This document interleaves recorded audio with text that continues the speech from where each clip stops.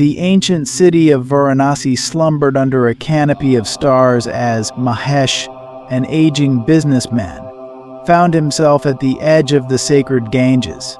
His weathered face bore the lines of a life well lived, but his eyes held a glimmer of unfulfilled longing. A month ago, Mahesh had bid farewell to his children, entrusting them with the family business he had built through years of honest toil. With his beloved wife gone and a lifelong yearning for spiritual enlightenment tugging at his heart, he had embarked on a pilgrimage across India in search of God. His journey had taken him to countless temples and sacred sites, from the sun-kissed shores of Rameshwaram to the snow-capped peaks of Kedarnath. He had sat at the feet of revered sadhus, listened to their wisdom, and sought blessings in ancient shrines. Yet, as the days turned to weeks, a void persisted in his soul. Varanasi, the holiest of cities, was to be his final stop.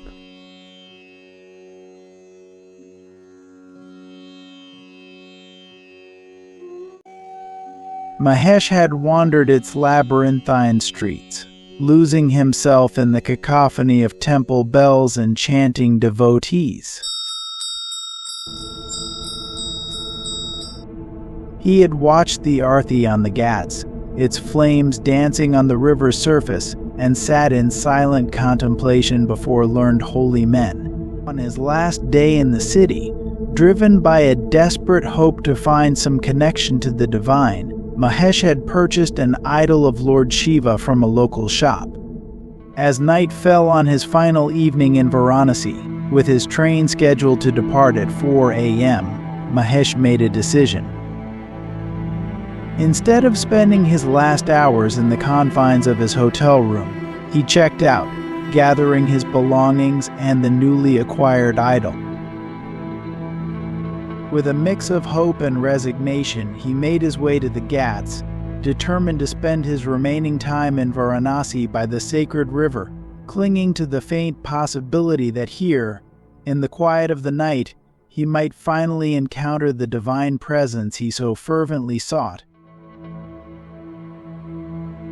Setting down his belongings, Mahesh lowered himself onto the cool stone steps.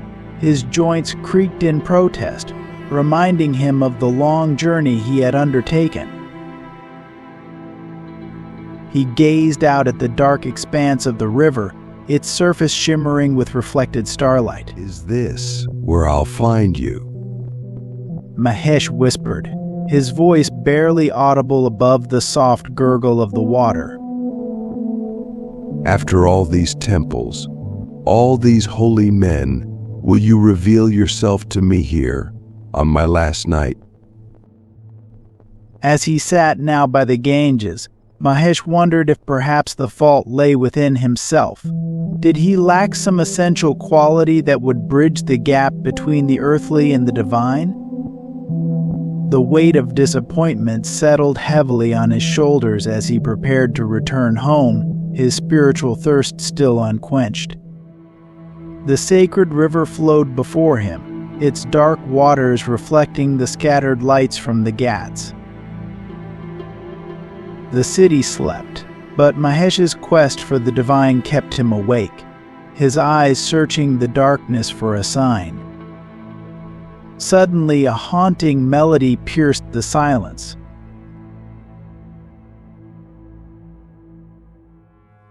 The sweet notes of a flute drifted through the air, calling to something deep within Mahesh's soul.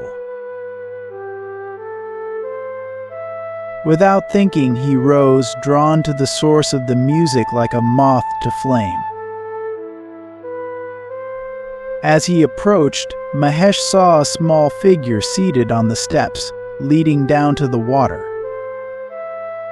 It was a young boy, his feet dangling in the river, lost in the music he created. Mahesh couldn't see the child's face, but the purity of the sound told him all he needed to know.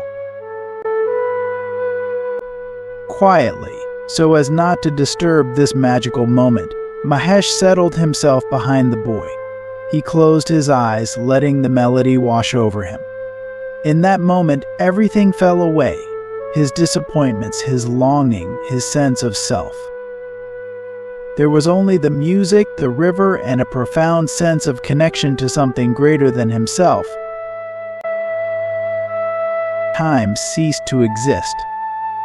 Mahesh floated in a sea of divine harmony, his heart overflowing with a joy he had never known. This, he realized, was what he had been searching for all along. In the simple melody of a flute played by an unseen child, Mahesh had found the divine presence he had sought so desperately. The moment was transcendent, a perfect union of the earthly and the divine that he had always longed for.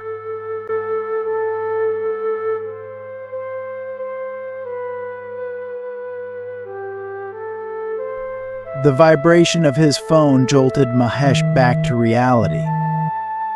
It was 3:30 a.m. His train would leave soon. He looked at the boy, still lost in his music, and felt a surge of gratitude. He wanted to thank this unknowing messenger of the divine, but couldn't bring himself to break the spell. Instead, Mahesh reached into his bag and gently placed the idol of Shiva behind the boy.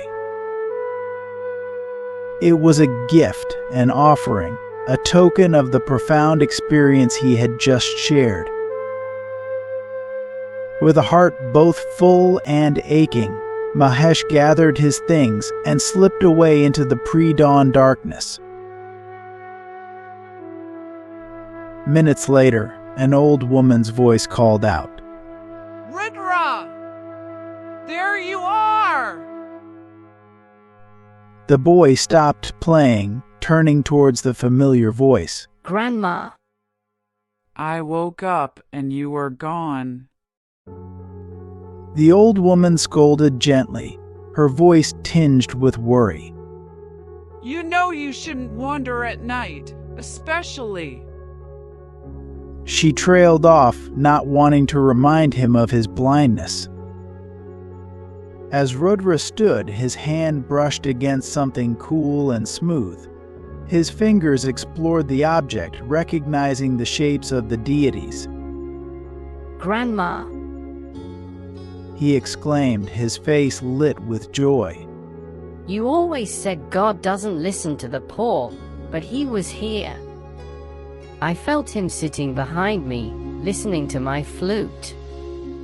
And look, he left this idol as a gift. The old woman examined the beautiful statue, her brow furrowed in thought. She opened her mouth to speak, then closed it again, seeing the radiant happiness on her grandson's face. You're right, Rudra, she said softly. God has blessed you. Now, let's go home. You can play for Shiva there, where it's safe. As they walked away from the ghat, Rudra clutched the idol to his chest, his unseeing eyes bright with wonder. And somewhere in the awakening city, Mahesh boarded his train, carrying with him the memory of a divine melody and the knowledge that sometimes God appears in the most unexpected forms.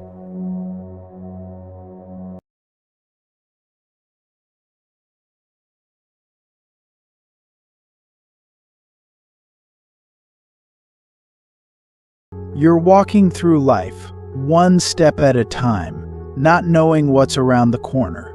Some of us carry faith like a compass, while others navigate by their own stars. But here's the thing, whether you believe or not, there's a moment waiting for each of us. A moment so pure, so profound, it takes your breath away.